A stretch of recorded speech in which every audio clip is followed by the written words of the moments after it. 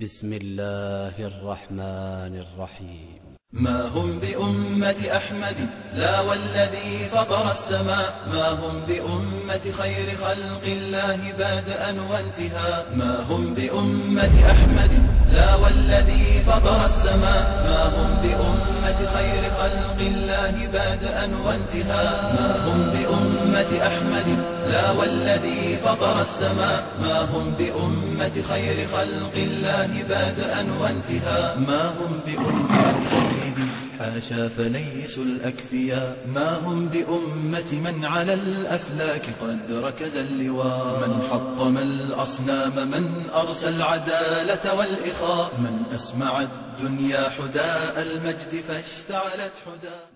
Alhamdulillah, wassalati wassalam à rasulillah, wa ala alihi wa sahbihi wa ala. Assalamu alaikum wa rahmatullahi wa barakatuhu. Bienvenue chers frères et sœurs pour cette vidéo réponse à l'abbé Pagès Dajjal al-Asr. Il a osé faire une vidéo sur la violence religieuse. J'y crois pas. Une vidéo qui a pour titre Jésus, la violence et l'islam. Je vais Inch'Allah lui répondre dans cette première partie sur l'islam, et dans la deuxième partie, on va se concentrer sur le christianisme et surtout sur le catholicisme et l'histoire de l'église. Mais avant tout cela, wallah, je me pose des questions sur cette personne. Je me dis soit peut-être qu'il est Alzheimer, ou peut-être qu'il vient d'une autre planète, ou tout simplement il ne fait que prendre Paul comme modèle. Puisque Paul nous dit, et si par mon mensonge la vérité de Dieu éclate davantage, pourquoi suis-je jugé comme pécheur? Et moi je crois tout simplement, il suit les enseignements de son maître Paul. Inch'Allah, je vais vous faire écouter ce qu'il nous raconte et je reviens après. Le Christ qui nous aime et nous a lavé de tous nos péchés dans son sang. Sa grâce et sa paix soient avec vous. Pour justifier le djihad, c'est-à-dire la guerre perpétuelle et universelle contre tous les non-musulmans, afin d'imposer au monde entier la charia, les musulmans, et notamment les 138 qui se sont adressés à Benoît XVI en réponse à son discours de Ratisbonne, n'ont pas honte de faire appel à l'enseignement du Christ. Il cite Jésus se faisant un fouet de cordes pour chasser hors du temple de Jérusalem les vendeurs avec leurs brebis et leurs bœufs, mais ne comprennent pas que Jésus, comme tout berger, ne s'est servi de son fouet que pour pousser les brebis et les bœufs hors du temple, où les y ont suivi leurs propriétaires pour ne pas les perdre sous la voix tonitruante des reproches de Jésus. Une preuve que Jésus n'use pas de violence et que dans le verset suivant, Jésus ne se sert pas de son fouet pour chasser les vendeurs de colombes. Les musulmans voudraient voir dans ce verset « Je ne suis pas venu apporter la paix, mais l'épée », une légitimation de la violence. Mais ce verset ne fait qu'annoncer la persécution continuelle dont seront l'objet les chrétiens à la suite de leur maître lui-même persécuté. Aussi vrai que Jésus a demandé à Saint Pierre de remettre son épée au fourreau, que le contexte de ce verset indique clairement la persécution. Vous serez haïs de tous à cause de mon nom, mais celui qui tiendra bon jusqu'au bout sera sauvé. Celui qui cherchera à sauver sa vie la perdra, mais celui qui la perdra à cause de moi la sauvera. Et que surtout, la version selon saint Luc ne parle pas d'épée, mais de division. Les musulmans rapportent encore de la parabole des mines ces derniers mots. Quant à ceux qui n'ont pas voulu que je règne sur eux, amenez-les ici et égorgez-les en ma présence. Mais au nom de quoi les musulmans sont-ils autorisés à anticiper le jugement dernier et à se substituer au juge de la parabole? En effet, c'est Jésus que figure l'homme de haute naissance, pour signifier son origine divine, parti en un pays lointain, c'est-à-dire au ciel, par le chemin de sa mort, pour y recevoir la dignité royale, c'est-à-dire tout pouvoir au ciel et sur la terre, et demandant lors de son retour, c'est-à-dire lors du jugement dernier, des comptes à ses serviteurs. Le châtiment annoncé par Jésus ne sera exécuté qu'au terme de ce temps de miséricorde qu'est notre vie terrestre et ne sera prononcé par personne d'autre que par Jésus, le roi. Je voudrais donc dire aux musulmans qui imaginent la victoire de Dieu comme celle d'un homme sur ses ennemis, qu'il ne suffit pas de faire le mal au nom d'Allah pour que celui-ci soit un bien. Aussi vrai que Dieu nous a dotés de la raison, capable de reconnaître le caractère universel de la règle d'or, ne fais pas à autrui ce que tu n'aimerais pas que l'on te fasse, et que personne ne souhaite d'être méprisé, haï, trompé, racketté, persécuté, réduit en esclavage, mutilé, crucifié, tué, comme Allah demande aux musulmans de le faire à l'égard des non-musulmans, ne pouvant certainement le faire lui-même. Bref, le royaume de Dieu n'est pas à instaurer avec des armes humaines, mais à recevoir par la foi. C'est un royaume spirituel, parce que Dieu est esprit, et qu'il règne par la connaissance et l'amour répandus dans le cœur de ceux qui accueillent la victoire du Christ mort et ressuscité. Jésus, modèle d'absolue non-violence, nous a aimés et a porté la règle d'or à sa perfection indépassable. Aimez-vous les uns les autres comme je vous ai aimés. Avec pour contrepoint l'affirmation que ceux qui font le mal ressusciteront pour aller en enfer. Si donc, considérant qu'après le Christ ne peut venir que l'Antichrist, les musulmans comprenaient qu'à sa suite ils vont en enfer, ils demanderaient le baptême pour recevoir le pardon de leurs péchés et le don du Saint-Esprit, aussi vrai qu'il n'y a qu'un seul Dieu et Père de tous, un seul Sauveur, une seule foi, un seul baptême, une seule Église, un seul Esprit Saint. Sa grâce et sa... Ici, l'abbé Pagès commence déjà avec un gros mensonge, en disant que le djihad veut dire la guerre perpétuelle pour imposer au monde entier la charia. Vous voyez, je fais comme lui. Mais il oublie que l'islam ne s'impose pas. L'islam, c'est l'islam du cœur, pas l'islam de la contrainte. On va ouvrir Al-Qur'an dans Surah 2, verset 256, où il dit « Nulle contrainte en religion, car le bon chemin s'est distingué de l'égarement. » Puisque le bon chemin s'est distingué de l'égarement, pourquoi contraindre quelqu'un à marcher dans le droit chemin? On va ouvrir aussi dans Sourate la Caverne 18, le verset 29, il dit « Et dit la vérité émane de votre Seigneur, quiconque le veut, qu'il croit, et quiconque le veut, qu'il mécroit. » Et Sourate al-Kafirun, ceux qui n'ont pas cru, au nom d'Allah, le très miséricordieux, dit « Ô vous les infidèles, je n'adore pas ce que vous adorez, et vous n'êtes pas adorateurs de ce que j'adore, et je ne suis pas adorateur de ce que vous adorez, et vous n'êtes pas adorateurs de ce que j'adore. » Est-ce que c'est écrit « Alors venez que je vous coupe la tête, venez que je vous tue, je vous impose ma religion ?» Non. À vous votre religion, et à moi ma religion. Alors, ils disent que les musulmans font le djihad pour imposer la religion, c'est complètement faux. Dire cela, c'est vraiment faux pour égarer les gens.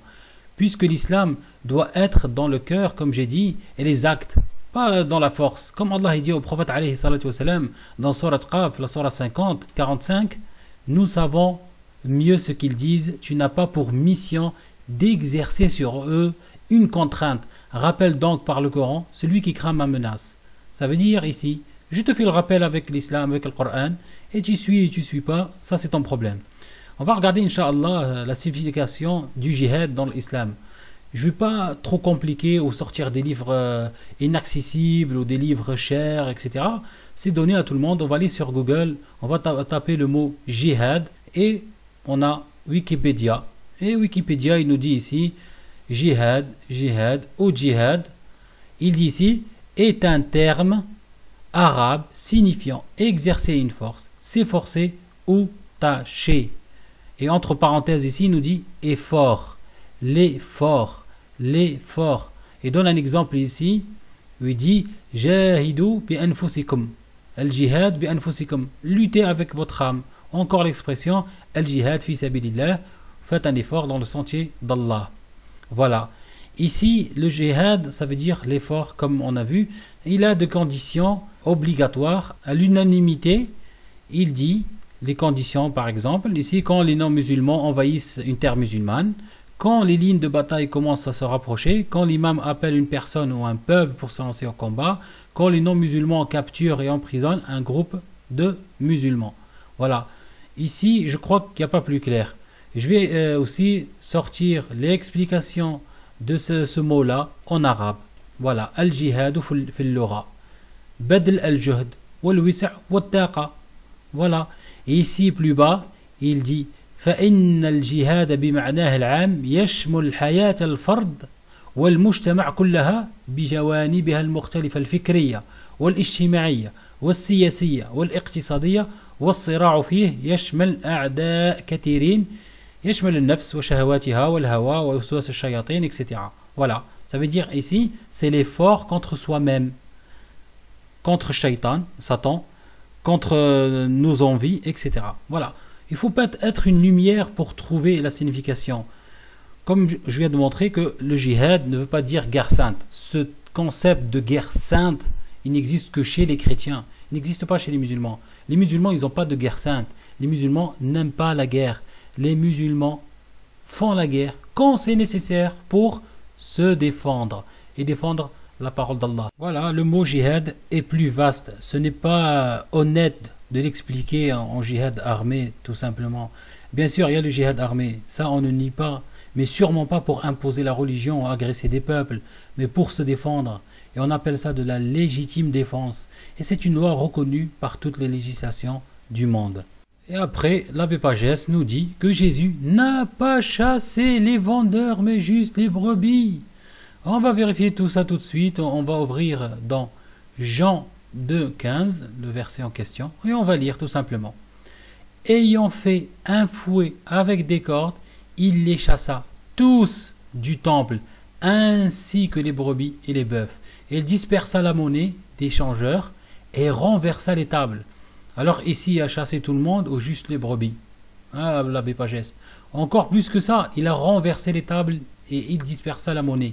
Il a dû vraiment être fâché. Le prêtre nous dit sur Matthieu 10, 34 que les musulmans vont lui dire « Ne croyez pas que je suis venu apporter la paix sur la terre, je ne suis pas venu apporter la paix mais l'épée. » Il nous dit que ce verset prophétise la persécution contre les chrétiens, et on verra ça plus tard, qui étaient persécutés. Vous avez dit que Jésus est venu apporter la paix normalement. On va accepter l'explication de l'abbé Pagès, alors qu'il m'explique ce verset s'il veut bien.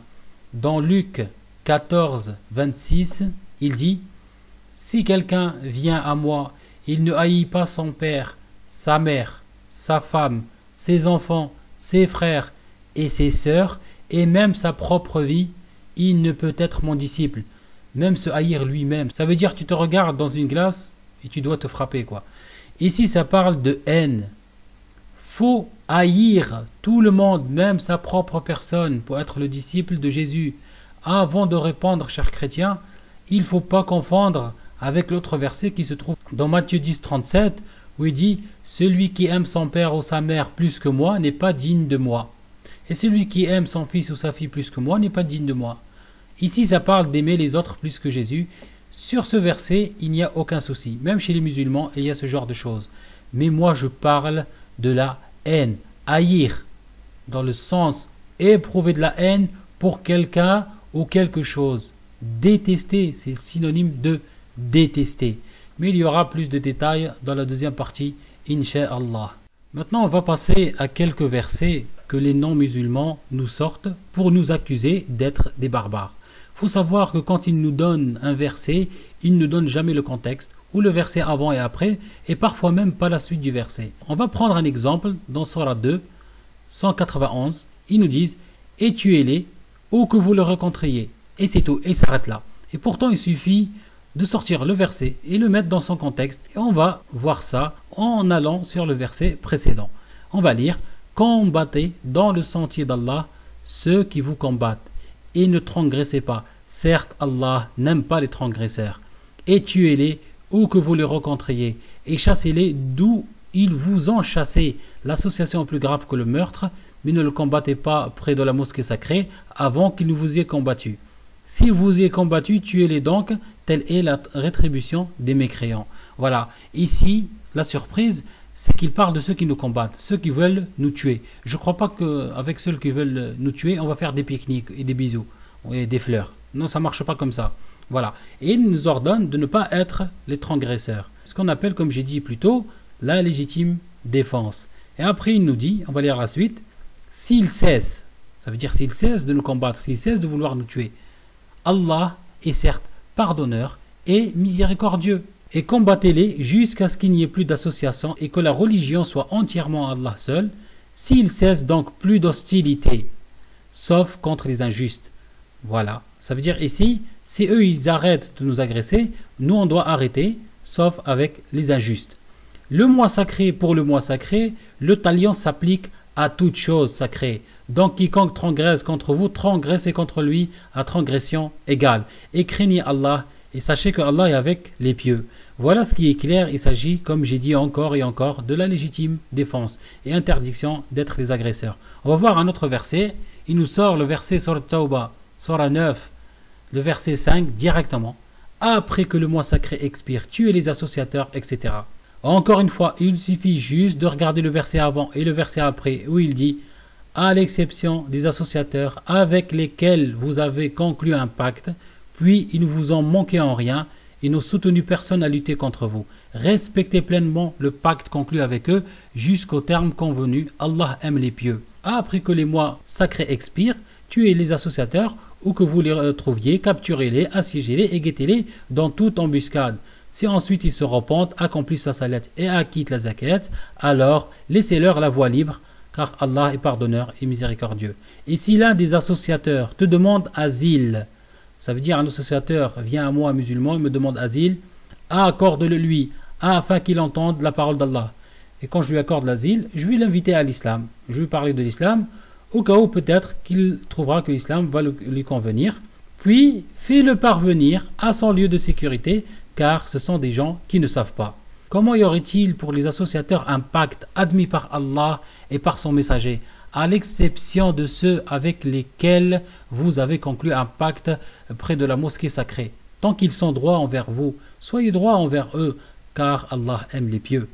Comment donc, quand ils triomphent de vous, ils ne respectent à votre égard ni parenté, ni pacte conclu, ils vous satisfont avec leur bouche, tandis que leur cœur se refuse.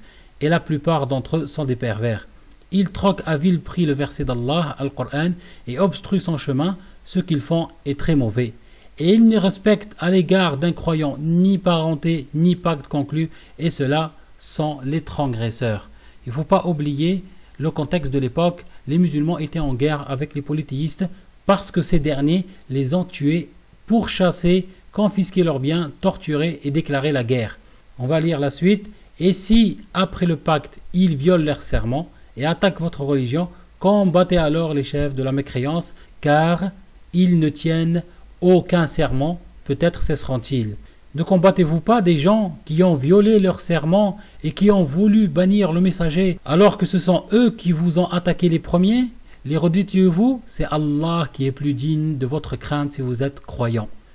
Et il y a d'autres versets dans la même optique, mais c'est toujours de la légitime défense. On n'a pas le droit d'être les agresseurs.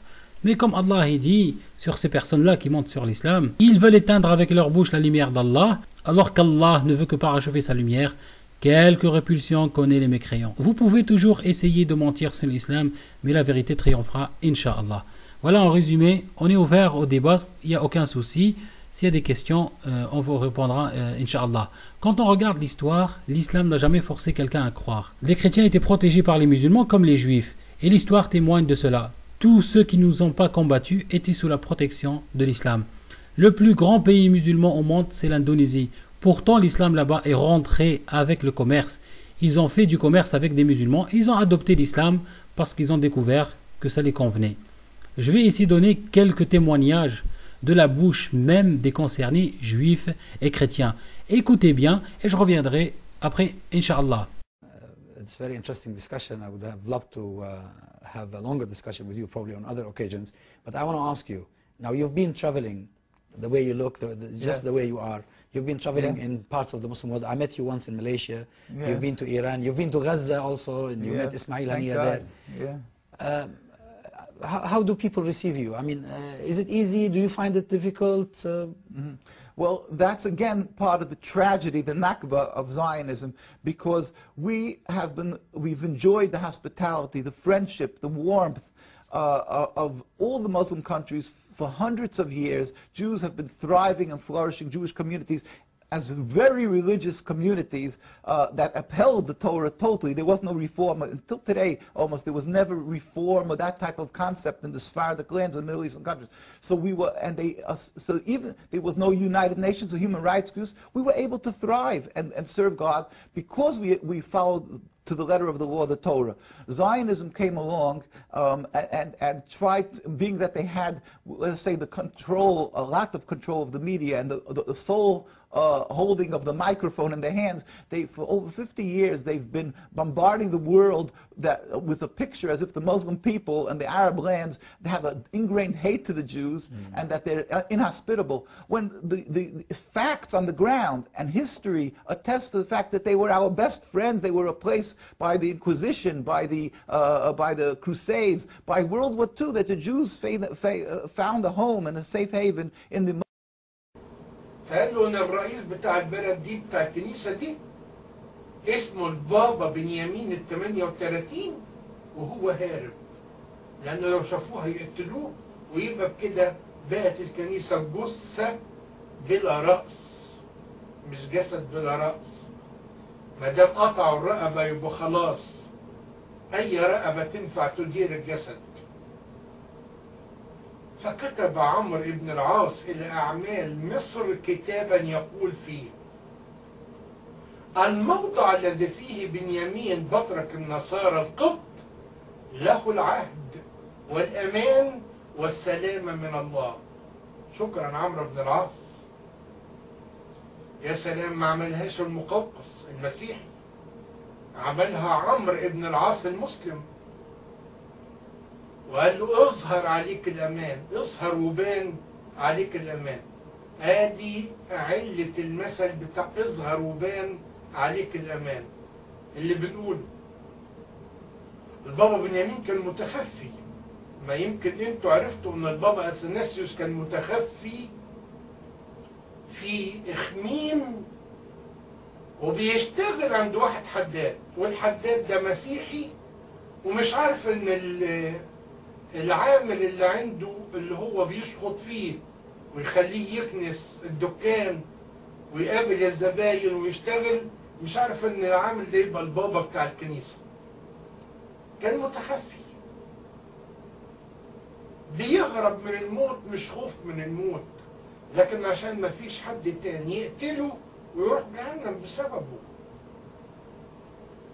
فهنا العهد الذي أطلقه عمرو بن العاص قال فيه: الموضع الذي فيه بنيامين بطرك النصارى القبط له العهد والأمان والسلامة من الله، فليحضر آمنا مطمئنا ويدير حال بيعته وسياسة طائفته. يعني طلع المنشور ده ونشره، ولعل الأنبا بنيامين يسمع ويقرأ ويعرف وينفذ ويرجع. طبعا لكن في إذاعة وتقول هنا القاهرة جاءنا البيان التالي، ولا كان في تلفزيون ويقف عمرو بن العاص في التلفزيون ويقول: أنا الآن أتكلم أناشدك يا أنبا بنيامين ارجع. ولا كان في تلكسات ولا فاكسات ولا بوسطة، ولا هيكتب منشور وينشره والخبر يتواتر. فلما سمع القديس بنيامين هذا عاد إلى الإسكندرية بفرح عظيم بعد غيبة 13 سنة. ما دي حاجة حلوة تذكر للأخ المسلم، بتدل على إن إحنا متعاطفين جدا مع بعض. يعني أنا لا أخوك ولا ابن عمك، فأنت بتيجي جنب أخوك لما يبقى ضدك ابن عمك، تيجي جنب ابن عمك لما يبقى ضدك الغريب. لكن أنا دلوقتي لا أخوك ولا ابن عمك، إيه اللي خلاك وقفت جنبي؟ مش دي برضه المحبة اللي بيننا وبين بعضينا، وإحنا في محبة كبيرة بس مخبيينها أو مش عارفين نوصل لها. 13 سنة بطريرك الكنيسة متغيب، ومين اللي رجعه؟ عمرو بن العاص، لابسا إكليل الصبر وشدة الجهاد الذي كان على الشعب الأرثوذكسي من الاضطهاد من المخالفين. فلما ظهر فرح الشعب وكل المدينة، الدنيا كلها يعني كده هاجت في فرحة. وطبعا احنا بنعبر عن فرحتنا، ننور لمبة قدام البيت، نحط اعلام، نرقص، نطبل، نزغرط.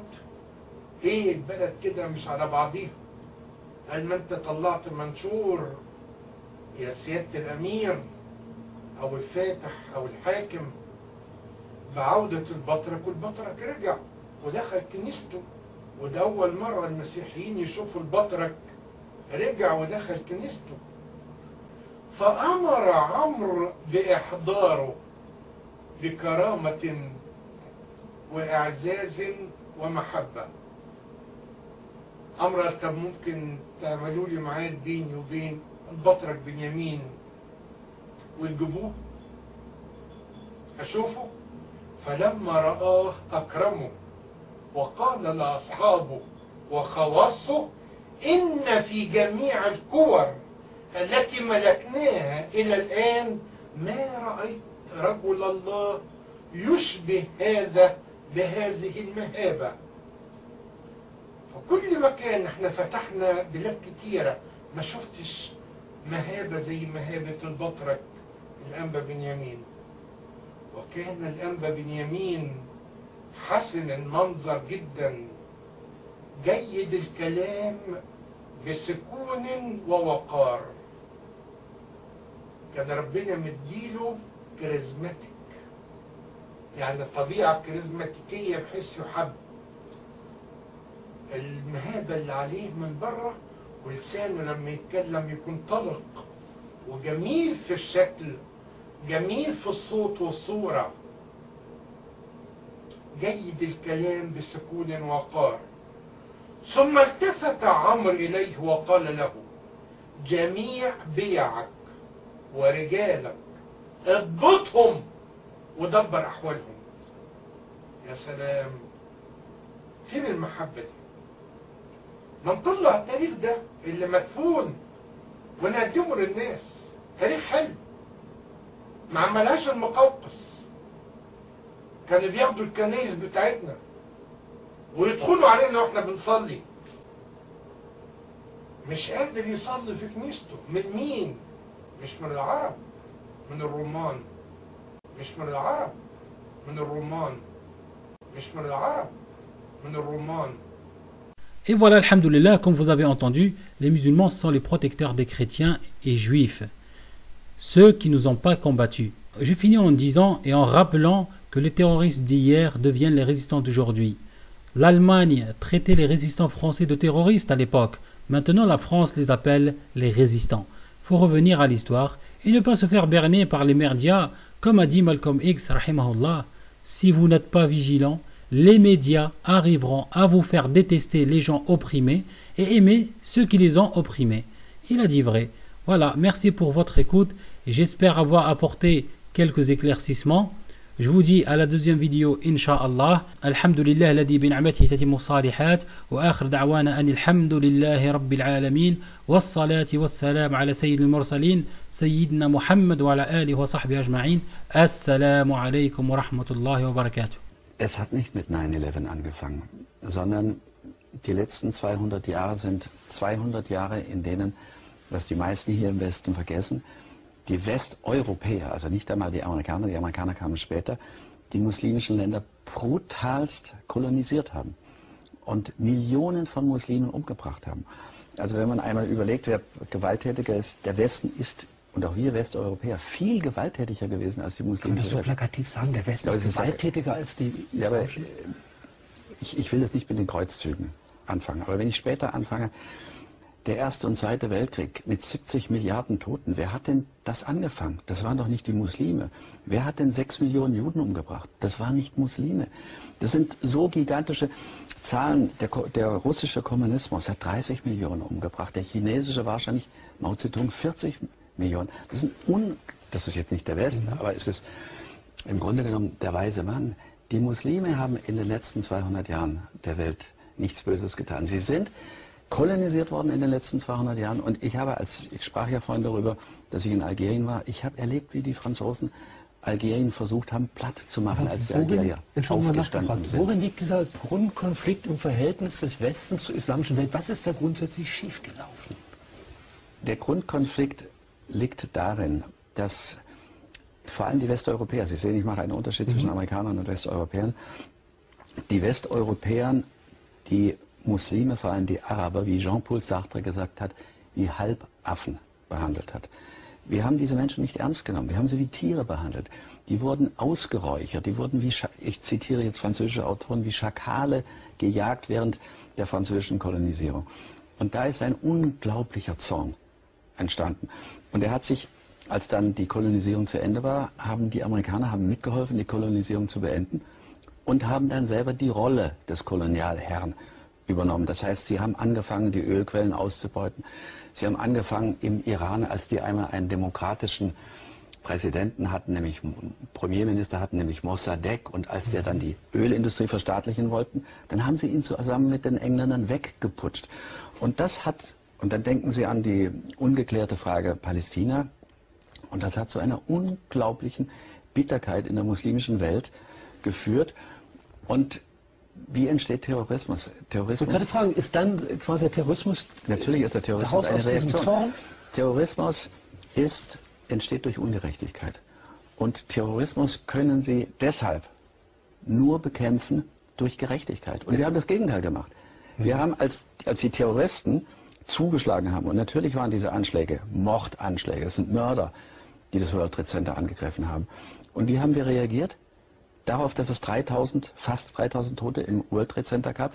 Wir haben Hunderttausende von Irakern totgebombt, die nichts getan haben. Und wir wundern uns, dass es Terrorismus gibt. Nochmal kurz nachgefragt. Jetzt wird ja gesagt, nicht nur diese Zornerfahrung, diese Erfahrung der Ungerechtigkeit, nein, möglicherweise auch ein religiös begründeter Terrorismus. In einer Religion, in einer falsch verstandenen, unaufgeklärten Religion. Nein, das ist auch falsch verstanden. Die 3 Religionen, Judentum, Christentum und Islam, sind alle 3 abrahamitische, monolithische Religionen, monotheistische Religionen. Sie haben alle denselben Vater. Gut, was aber nicht verhindern würde, dass die Wege nachher sehr unterschiedlich sind. Sie sind so ähnlich. Sie sind so ähnlich. Ich habe mir die Mühe gemacht, den Koran, das Alte und das Neue Testament einmal zu lesen. Das sind so unglaubliche Ähnlichkeiten. Die Muslime glauben an Jesus. Die Muslime glauben an Maria. Maria ist die einzige Frau, die im Koran erwähnt wird. Das wissen wir alle. Was würden بسم الله الرحمن الرحيم من أجل ذلك كتبنا على بني إسرائيل أنه من قتل نفسا بغير نفس أو فساد في الأرض فكأنما قتل الناس جميعا ومن أحياها فكأنما أحيا الناس جميعا ولقد جاءتهم رسلنا بالبينات ثم إن كثيرا